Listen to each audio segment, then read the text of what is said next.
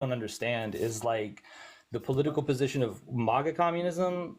I haven't MAGA, even figured out. MAGA communism doesn't even have anything to do with the ACP, but give Haas a chance to The respond. He's CPUSA, saying a lot. the goal in the CPUSA was to get them away from the Democrats. All right, we didn't want to vote for G. Joe, right? And they rigged the vote to prevent any kind of discussion about the Democrats. So what should we have done, according to you? What should we have done instead of what we did, which is reconstitute the party? And I can explain in depth how they rigged the vote if you want, but it was absolutely rigged by Joe Sims and the people who are sitting in an office building in New York right now, making money off of everyone else's dues to support Democrats. So we could literally, we have the power to really bring the name of communism back into this country. Okay, so how? We had the power to do a lot of things to boost communism, a lot of organization, a lot of action, a lot of things we had that we wanted the CPUSA to do that they weren't doing. And should we have just waited for Joe Sims to see the light and realize that canvassing for Democrats is not the be-all, end-all of praxis or whatever? Should we have just waited? Or, maybe reconstituting the party to actually get things done. The past 4 or 5 months of our party, we've gotten more done than the CPUSA has in decades.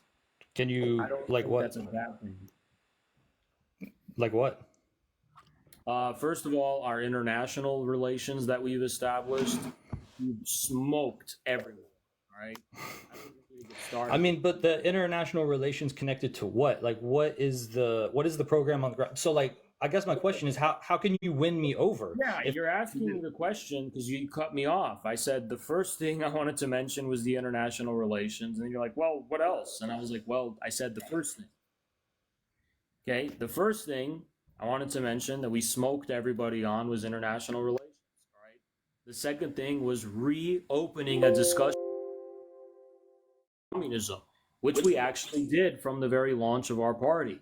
The fact that you know about ACP and everyone knows about ACP and it's getting people talking, not only in America but around the world, that was step one. Step two was bringing good deeds attached to the name of communism, something we're still doing on a national level by attaching communism with community service. This is doing a lot to make the reputation of the word communism improved, much more than it was before, right?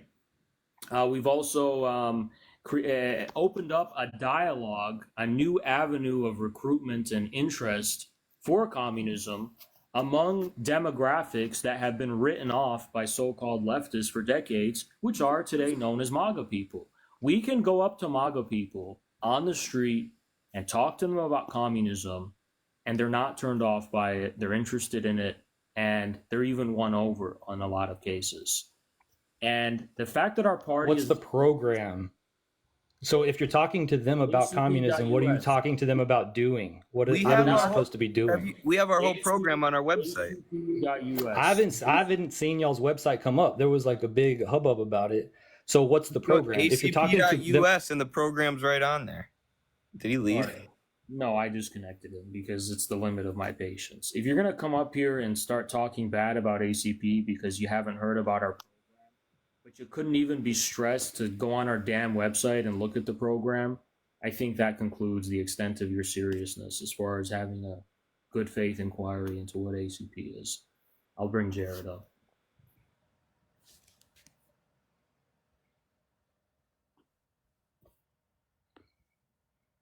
Go ahead, Jared. And for I think Nico should also come up because I'm not sure exactly what we're supposed to be debating with a guy just screaming, "Show me your program, show me your program." It's on our website. So what then? It's on our website. What do you want? Right? Uh-oh. Civic election integrity. What the? Infrared live content is flagged for civic and election integrity. Oh, just infrared? Yes, and it's asking me to kick you. Oh, nope, now mine has been flagged too. Oh, wait, but I have to be kicked? No. Oh. I said no. It let me say no, I guess. Oh, okay, thanks. Appreciate it. We'll probably be suppressed now, though. We probably won't show up on people's For You page. So like and share the stream if you're in here. And follow us on other platforms. He didn't read the platform. You can't explain it. What do I need to explain if he didn't even read it? Do you know how long our program is? It's going to take us 30 to 45 minutes to go through everything and explain it. Is that a debate, Nico?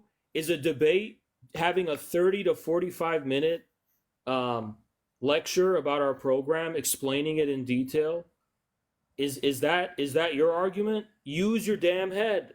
You're not using your head. We're trying to actually have a debate. In order to have a debate, you need to have something to actually argue, knowing what you're talking about. Get educated about what we are and what we're about. And then okay, I'll give him another chance because nobody else is requesting. Brad, make an actual argument. Don't ask questions you can Google. Make an argument. No, okay. So my argument is is that I think your split from the party did not bear enough historical weight to justify what you claim in programmatic substance. What would have, in your mind, what should we have done instead? What should we have done instead? I followed infrared for a while, right? But the question is like, you're not answering my question. What should we have done instead of what we did?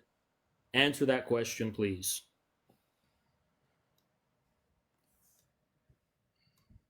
What should we have done instead of what we did? Yeah. I think if you were sincere, you would have recognized that within the party, there are people that also want to see it change. And we were there for 3 years. We were there for 3. You don't think we know that? You don't think we know? You don't think we know that there's people in the party who want to change? We were there for 3 years. You're insulting us right now. I was in it. I'm not. I was in the party. No. Guys. What material people are in the ACP now? One last time. I don't want bullshit. I want materially. What should we have done instead? And you have to say it, not the practical result. What would the practical result be? What should we have actually done instead? All right? I want you to answer that question and not gibber about, oh, well, there's some people that want to see change. What should we have done instead? Because you should be willing to say it with your chest that we should have sat on our ass and had Joe Sims order us to canvass for the Democrats, only for them to lose, by the way, and waste our energy and waste our time when the clock is ticking. And by the way, it shouldn't take decades for a damn party to form. The Bolsheviks didn't form for decades. They formed in years after the creation of the Russian Social Democratic Labor Party. It shouldn't take 50 years. What? It shouldn't take. Froze up. It shouldn't take 50 years for a party to form. The clock is ticking, and we need a political party now. All right? We gave the CPUSA 3 years. But you don't have a political party. You don't really have a political party. You don't have a social base. What social base does the CPUSA have? I mean, the CPUSA has old-ass people who are working class. There are young-ass people that are working class. What base do they have? What's their base? You're talking about cadre. What base do they have? We have more cadre than them. I don't understand what you mean by cadre. No. Okay, People look, the substance of this debate. People that work on a weekly basis for the Communist Party and no other party and no other NGO, no DSA. We're not talking about people that have a wallet that say, yeah, I'm in CPUSA, I'm in DSA, I'm in, Students for Liberty, and I'm in, Amnesty International, and I'm in. No. We're talking about you're loyal to one Communist Party. So we have way more cadre than they do. What does the labor work look like that y'all are doing? What rank and file organizing work are y'all doing? What is your relationship to that struggle programmatically? Like in the party, there is an orientation towards labor organizing for one united party. The William Z. Foster dealt with all kinds of bullshit in the Communist Party. He never fucking split. All right, like he never wrecked the party. William Z. Foster ate his shit. He did his work. He won people over. Back then. That is such a ridiculous. Well, no. What I'm saying is, y'all aren't what William Z. Foster was made of. Y'all can't win the arguments in the party. They Y'all didn't can't win the let us parties have out of the the parties. You did win the argument. They rigged the vote. That's what No, it's Eddie, I'm not- Eddie, no, no, Eddie, no. Eddie, don't let this guy insult us right now. You Oh, published, no. Eddie, your paper That's published lag. hold on. my essay. How's it lagging? Yeah, Three good. arguments. Okay. I'm gonna disconnect this wild animal. Crowder, I'm gonna disconnect you, and you can come back when you learn how to shut the, TikTok. Let us get a word in. You're saying we couldn't win the argument. We weren't even allowed to have an argument. You realize the debate that I'm talking about, the elections, all stuff, it was about having a discussion on their Democrat tailist policy. That discussion wasn't even allowed. To say that we couldn't win the argument is an insult to the 3 years we spent trying to open debate and discussion within the party. To say nothing of winning them, which we could have easily. You're saying that William Z. Foster would have never done this. You don't know your history. The USA had to be reconstituted in the late 1940s because under Browder, they liquidated the party and turned it into CPA or whatever, which was just an appendage of the New Deal administration. That is much more forgivable than what the CPUSA has become, which is an appendage of the Democratic Party that has no independent political voice. Watch Joe Sims and Rosanna's public statements. They're just Democrats. At least Browder's CPA had an independent voice. They didn't have an independent politics, but they had an independent voice.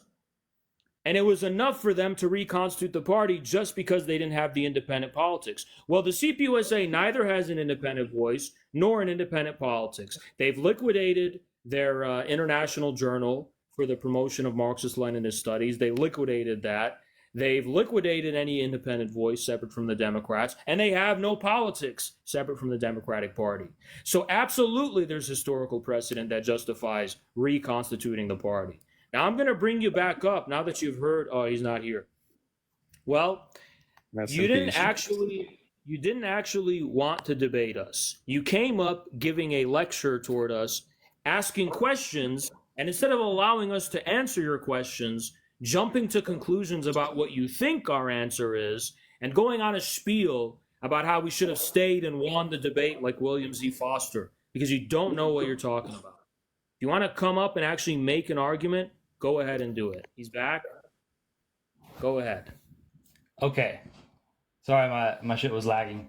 So I pulled up the program, right? But I was looking. No. You're going to respond to what I just said. Well, I had to log off and log back on, so I didn't get a chance to hear what you right. said. So you said we should have won the debate in the CPUSA. How could we have done that when they banned any debate or discussion? Okay. So because I did get a chance to pull up the program, right? And when I went through it, I don't see anything.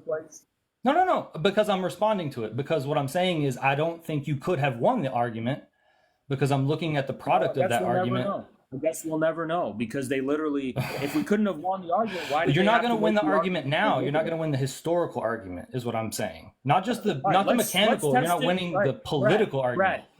are you going to test that right now to see who wins the argument between you and us?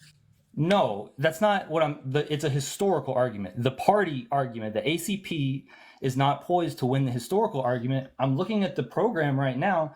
There's nothing in there about... The argument we were trying to make inside CPUSA is that they should stop following the Democrats. We weren't trying to make the argument within the party that it should be reconstituted because the very reason we had to reconstitute the party is because they weren't allowing arguments. So you don't know what you're talking about. We reconstituted the party because they didn't allow any freedom of discussion. First of all, there was pre-convention debates online. There were discussions in clubs. There were discussions in districts. All restricted. Ask Eddie will tell you. All of those were rigged. They were restricted. Anybody who went against the Sims clique was not allowed to participate in those discussions. But that's not. I'm not arguing in favor of this clique or that clique. In depth on our YouTube I'm arguing about the historical. No. We Hang on. don't know what you're talking about. We had We members of covered it CPUSA on for weeks straight who explained I'm not talking exactly about the how fucking they were CPUSA. suppressed. You're missing the point. I'm saying is there is a historical question here, and you said, okay, this party is not. Your argument was that this party should change its tack. That argument did not win, even though there are people within the party who may What support the it. fuck? Right? I'm trying to. No, it did win. They rigged the vote and suppressed any discussion. I listen. We're going in circles. Brad, if you're listening to this, I'm not going to let you continue to interrupt this. Get this through your fucking skull. We didn't lose an argument because they didn't tolerate any arguments. In the first place, there were no debates or discussions that were allowed, period. We thought that at the national convention, we would vote and we would earn the right to have discussions. They rigged those votes and did not allow any discussions about their policy with respect to the Democratic Party. That's the history. We covered it and documented it extensively. You didn't do your homework. You're spouting ignorant nonsense. Now that you've heard what I said, respond to what I just said.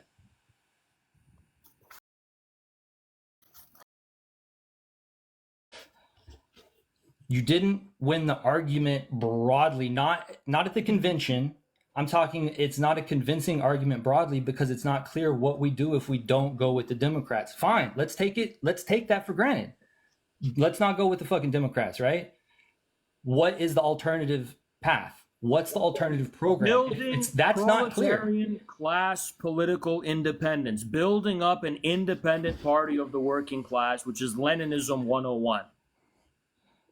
Never has the Communist Party under Foster or anyone else behaved like this, because even when they turned it into the CPA under Browder, the party still had an independent voice. The current CPUSA liquidated their journals for the promotion of Marxist-Leninist education. Okay. They prohibited any kind of independent voice for communist politics whatsoever, not to mention the fact that their praxis solely consists in tailing the Democratic Party to stop That's the not right wing. true, but that's not true. Name but another form of praxis the CPUSA decisively engages in.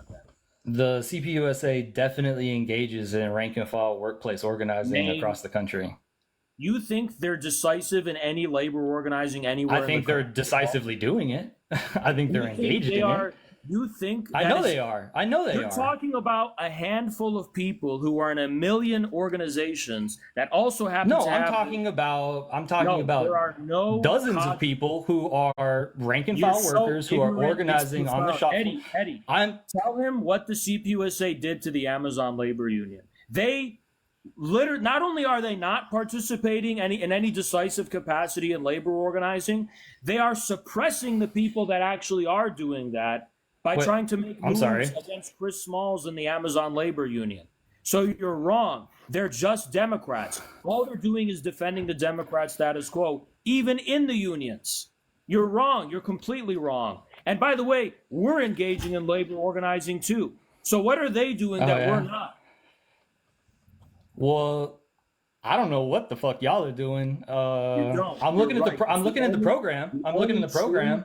There's nothing. The only true fucking thing you've said is that you don't. Eddie, there's nothing in there about labor.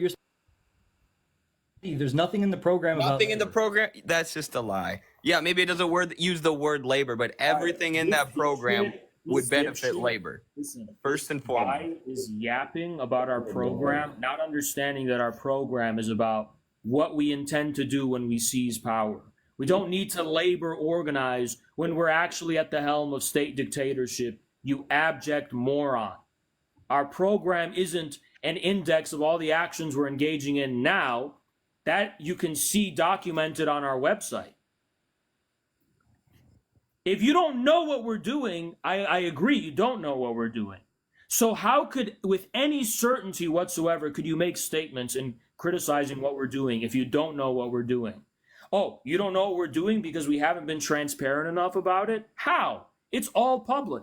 You're just too lazy to do the work yourself to actually investigate what we're doing and what we're all about, which isn't hard. You just go on our website and there's a live feed. By the way, we got flagged for because we were talking about the vote and we said that the CPUSA vote was controlled. That's why we got flagged, I guess, because they thought, TikTok picks up people talking about the election. So yeah, avoid that, I guess. Avoid talking about any kind of rigging. Yeah. Brad, tell us more about how the CPUSA is an independent party, not just an appendage of Democrats.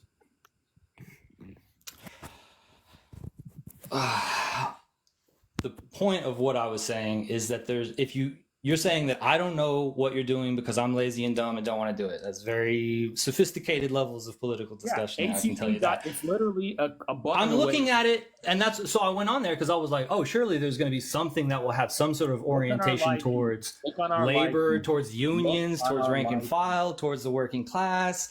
None of those words are in it. Just said this is a program for when we take power. It's not a how-to organizing guide. That's what a program with policy positions. Brad, no, it's not. Are you a pigeon? No, it's the Airfort program was specifically that. The Communist Party program has always been specifically that. Y'all keep hollering, but y'all. A political program is not a how-to manual for how to organize. It's policies that you're going to implement when you take power.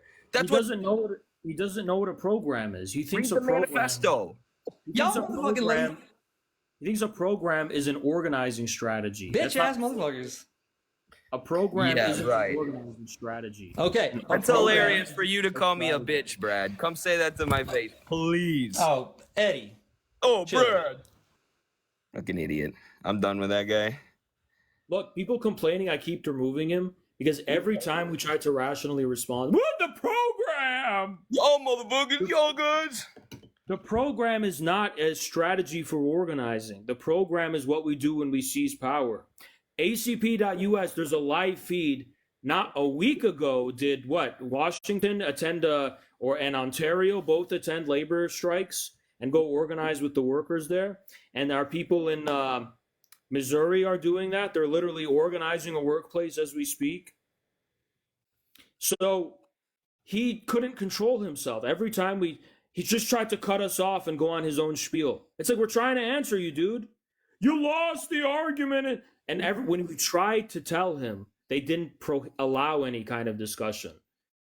He just repeated you lost the discussion, though. But how could we lose if they never let us discuss anything? And he said, well, you would have lost. You would have lost because what are you going to do if you don't tail the Democrats? I don't know what every communist party in history has done, which is build up an independent political party for the working class. You know what that was a good example of how CPUSA actually worked. Like when you would try to explain something or try to make an argument, they would just talk down to you, talk over you. But people like Brad in the CPUSA are used to being in positions of power. In real life, I swear to God, he would not have a discussion. In real life, it's because we're on TikTok and he could just like yell over us.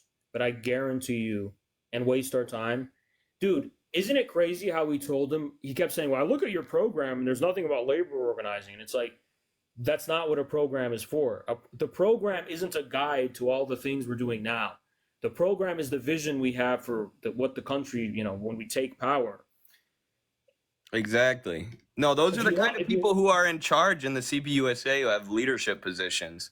And they act smugly and arrogant and talk over you, and they never make a coherent argument. They just tell you, they laugh at you and tell you to shut up when you say something that's logical. Out the working class. Just making shit up. We literally outlined a program for a proletarian dictatorship of what a proletarian dictatorship should do. And he's upset about the fact that we're not like virtue signaling about the fact that it's a proletarian. We're showing in substance and in content what a proletarian dictatorship does when it's in power. Just like the 9 planks of the manifesto. Hold on. No. This is why this gentleman is a bourgeois socialist, which was described in the manifesto. Marx was very clear. The working class alone can emancipate itself.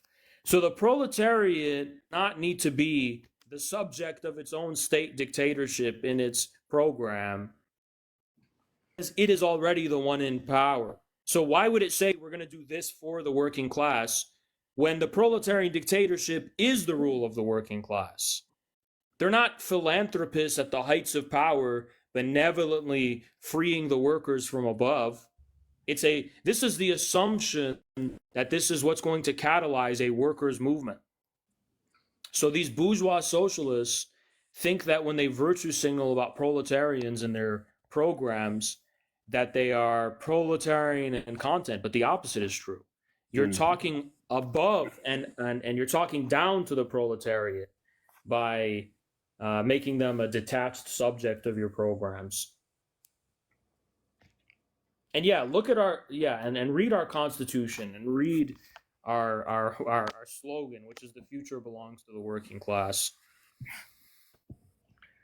So how will the working class rule? Look at how we've outlined the plans for a unicameral united republic. Look at that. Look at how we propose a completely new form of governance instead of the United States. And we're also a party of the proletariat. You kick him because you didn't read your constitution. This is a debate. It's not a lecture. You want to come up and be educated? Just ask for that. Don't come up here saying you're going to debate us if you don't have any information about what we actually stand for and what we're all about. End of story. You want to have not Maven up? Looks like it might be a liberal. Yeah, sure. Time. Hello.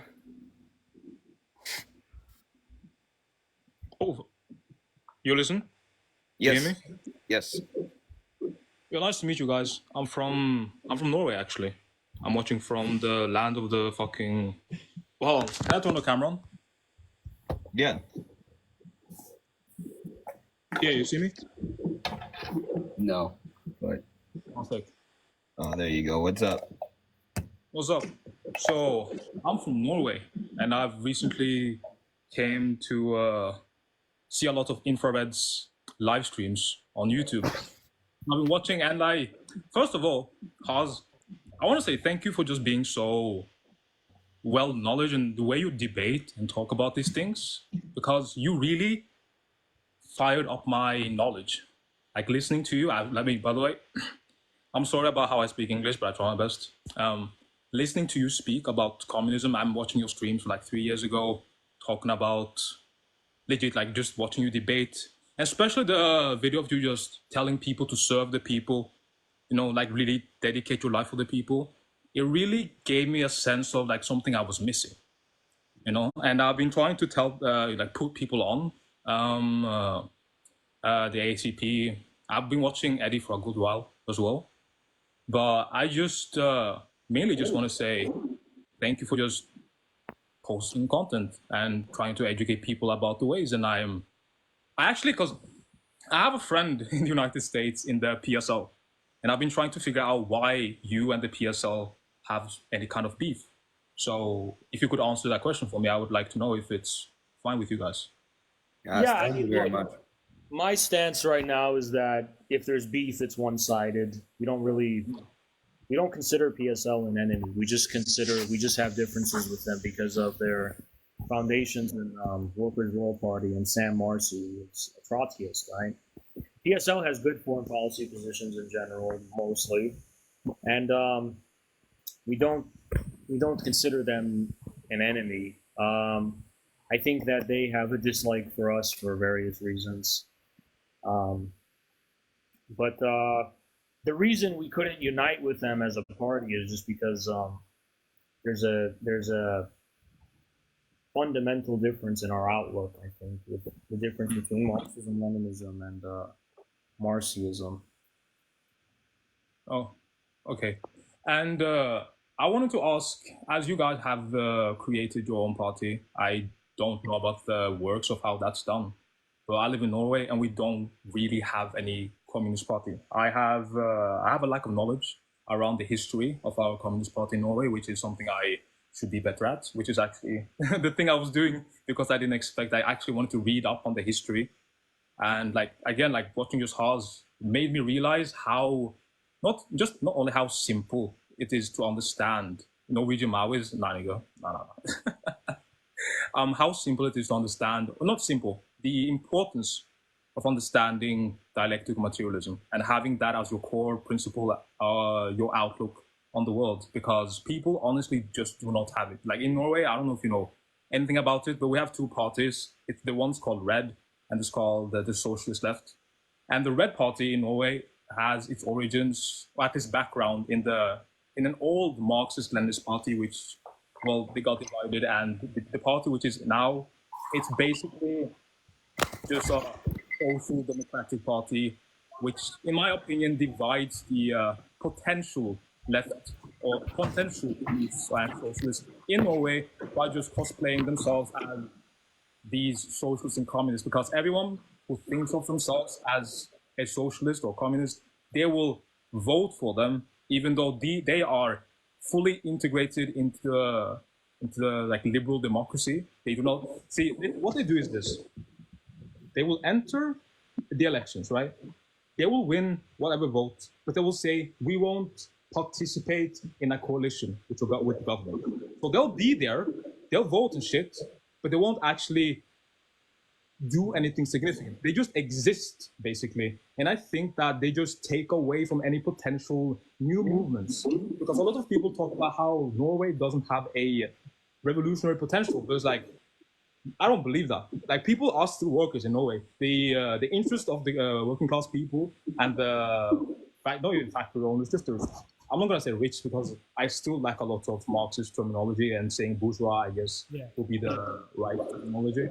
But I just want to ask you about how to create something new and actually how to get people to understand, what is to be done. Because I honestly understand that when you create something new and there isn't like a broad understanding of what communism is or what the Soviet Union was, and you will get a lot of questions like, how do you go about creating, like, how did you go about creating? I think we have a guy in our community whose name is Grundtvig something, and he is very interested in the history. He lives in Scandinavia as well, and he is very well versed on the history of workers' movements in Scandinavia. So he would be very he would have expertise on this that I don't have. But I could broadly say, and then sorry, briefly, I have to use the bathroom. But I would broadly say that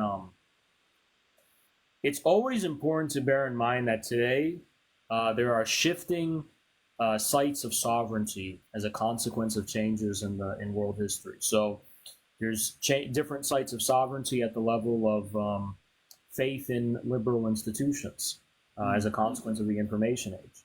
There's different sites of sovereignty because of the rise of transnational institutions like the EU, and Stalin in his last speech actually centered this issue as one that communists should focus on, which is national sovereignty. He said the classical liberties associated with the bourgeois revolutions and bourgeois democracies are slipping away. People really don't have rights. They don't have sovereignty. They don't have popular sovereignty. The capitalist class is increasingly just becoming an open dictatorship. So I guess without knowing anything about Norway, I think the first thing one should evaluate is the question of sovereignty. Do the Norwegian people have sovereignty? Is there popular sovereignty? Is their voice being suppressed in some kind of way? Are their rights being stripped? Maybe it's, of course, a democracy in name, but is there a shadow state? Is there a kind of CIA and transnational institutions and the American empire and NATO? NATO is fucking prevalent in Norway. They Right. eat everything about Ukraine like crazy. Right, and it's like the question you ask is, how do these forces stifle the sovereignty of the Norwegian people? I think that's square one of articulating with communistic politics, because it seems like sovereignty is a political issue, not an economic issue. But because, especially countries like Norway, but this is true for most developed countries, a social contract was informally adopted in the post-war period that involved attending to the material interests of workers and the working class. So part of the obligations of the state in order to maintain legitimacy was, safeguarding or granting certain rights and privileges to the working class. And in Norway, perhaps it's necessary now to make this kind of social contract explicit. Perhaps forces of neoliberalism are besieging it. Perhaps, Oh my! Oh yeah, yeah, yeah. We have yeah. this our most conservative party in Norway. The leader says that her favorite people when growing up was Margaret Thatcher and Ronald Reagan, and for the Right. first time in a really long time, they are about to win like an outright majority. I think Like, Norway they nationalized the oil, correct? It's owned by the state. So these are interesting things. I don't know the details or whatever, but sovereignty is a very important site of articulating communist politics, in my view. okay, but what do you need to be able to start a party? Like, am I being a bit crazy to just think that I actually think let me just you need to educate have, myself? you need to be Knowledgeable, of course, about the topics at hand. I get this question. influencer in your country. You need to. Yeah, I'm gonna briefly use the bathroom. so Oh, you okay. can I was just continue. gonna say I get this question a lot from people in Europe. Yeah, you're just lagging a little bit.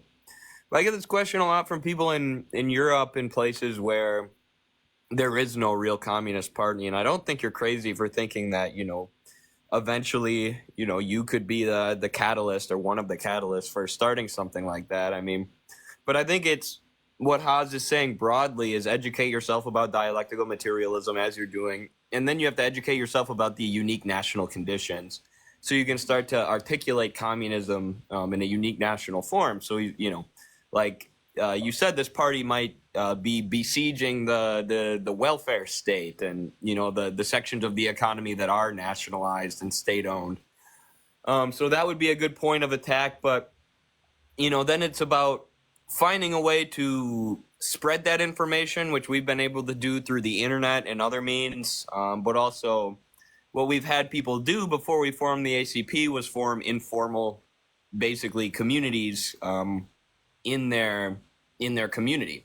So like we were getting our chapters ready before the party even launched.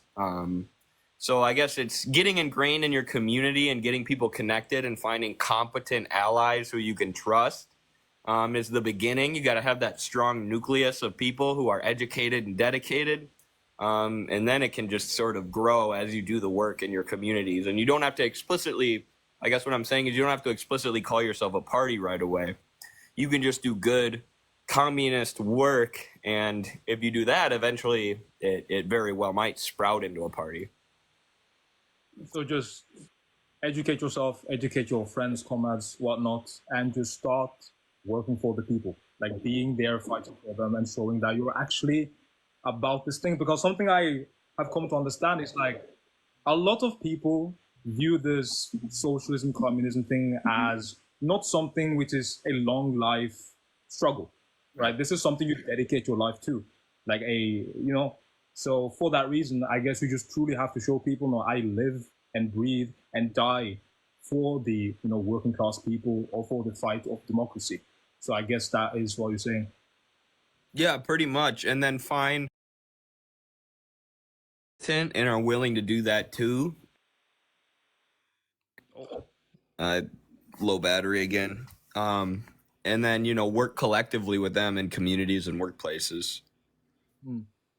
Okay. Like, do you think? Okay, so when I start telling people about communism, do you like? Is there something you guys have noticed, especially when you started talking to new people, like the most common questions about? Like, do you get like, oh, look at the Holodomor, look, the Soviet Union was aggressive, whatever. Like, do you have any videos or any way to properly explain? Because obviously I'm a broke brother, right? I would love to just read about the Soviet Union all the time, and they're probably good resources.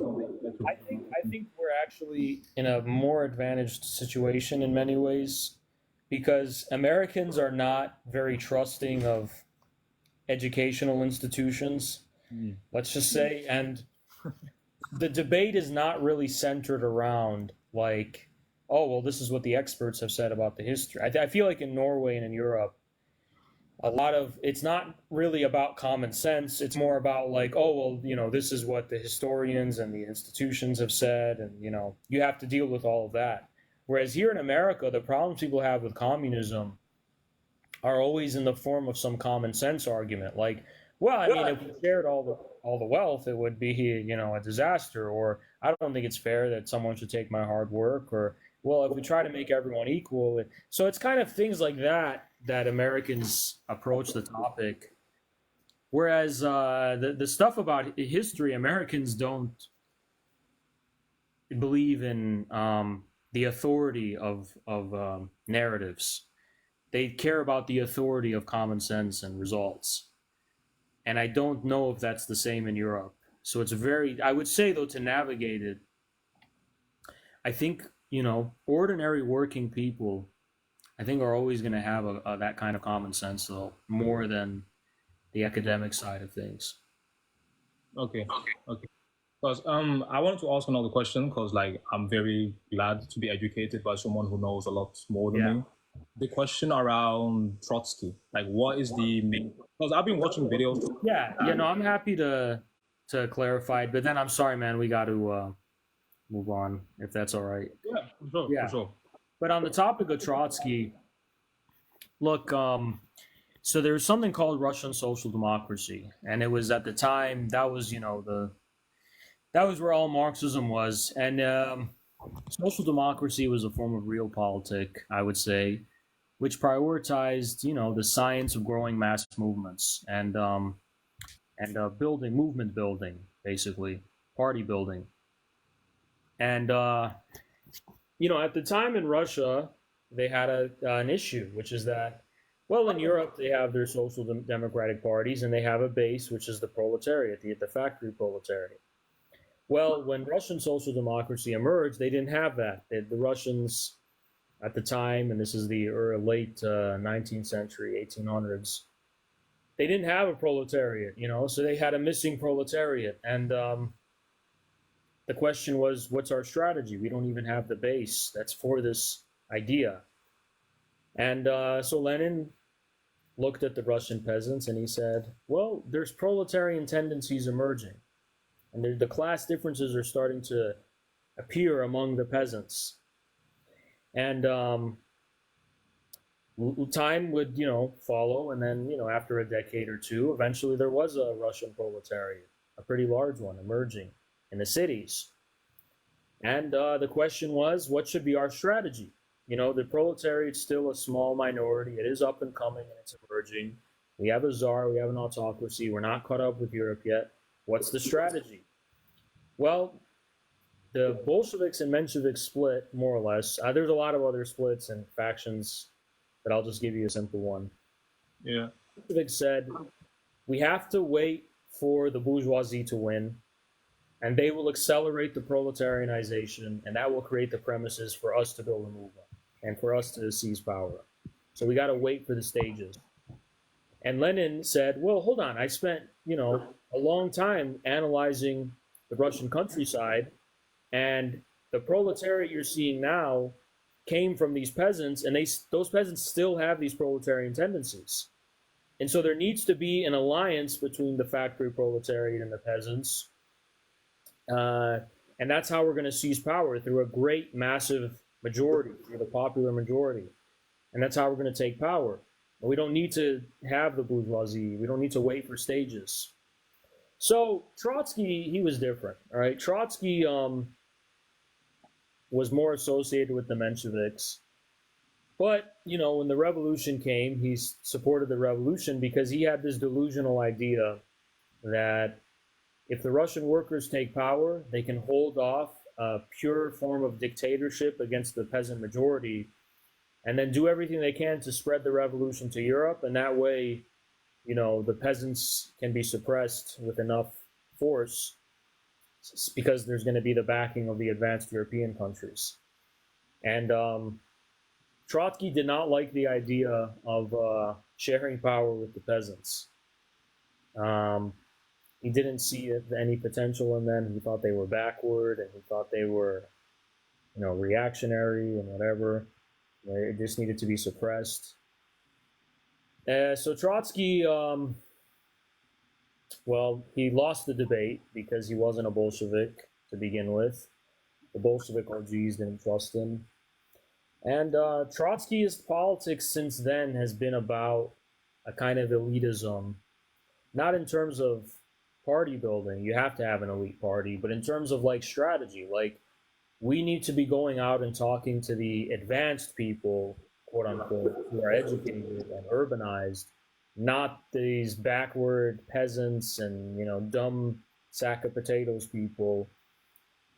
And so today that manifests in the kind of form of like liberal, elitism, where you're just seeing all these rural people and these working class people, and you know, you're looking down on them basically, and saying, no, no, no, we don't need to go through them. We just can go through, students, or we can go through the, or even more extreme Trotskyist tactic is to go to the most marginal and vulnerable and poor people who are easily manipulated and who don't have any kind of independence, where you can just mold them to whatever. So Trotskyism, the strategy of Trotskyism is an alliance between the most intellectual people and the poorest people. Whereas Marxism-Leninism wants to create a dialogue between the advanced intellectuals and this kind of more middle strata, which more or less, is finding its own way. So it's a dialogue, not a one-sided, Just follow up type thing. Yeah. Yeah, if that kind of makes sense. No, yeah, that makes 100% sense. Thank you, man. Appreciate you coming on. Keep up the great work. It's great to I hear. hope to make something, and I hope to be able to make something and connect you guys with it. Please do. Hell yeah. Thank you, brother. All right, So- I'm kind of exhausted, and our stream has gotten blacklisted. Yes. So you think it's a good time to wrap up? Or? Yeah, I should probably wrap up here. All right, next time I'll be careful. And Eddie, let's do these again, just like we do spaces, because I feel like this is kind of fun. Yes. Yeah. And next time I'm not gonna say anything bad, and that way we can grow these, and they won't be in the shadow realm. Right. Make sure to follow Hodge's TikTok now. Yeah, please follow me, guys. I need to get to like 1,000 or something. 1,000. I don't know.